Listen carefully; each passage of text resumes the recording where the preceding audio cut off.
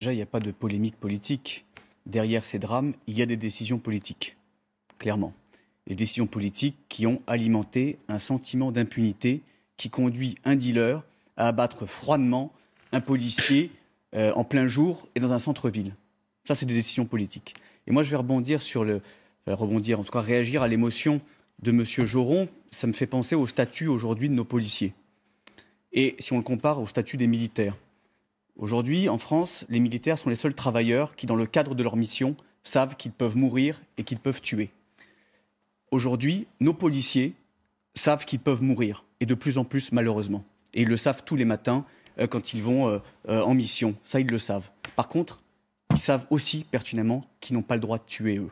Eux, ils n'ont pas le droit à la bavure. Eux, ils n'ont pas le droit au moindre écart, parce qu'on va leur tomber dessus.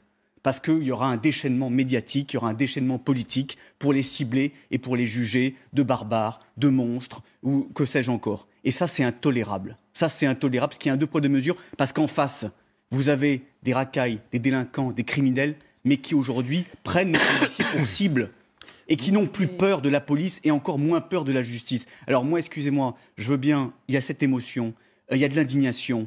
Malheureusement, demain, ça va passer. Parce que demain, il y aura une autre actualité. Et c'est ainsi de suite. Stéphanie Montfermé, elle est morte hier.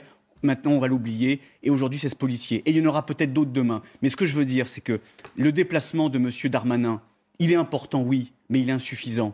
Parce que M. Darmanin, il peut faire tout ce qu'il veut contre le trafic de drogue. Si en face, vous avez M. Dupond-Moretti, qui alimente le laxisme, qui refuse que les délinquants aillent en prison et qui dit qu'il est notamment le ministre des délinquants, ça n'ira pas.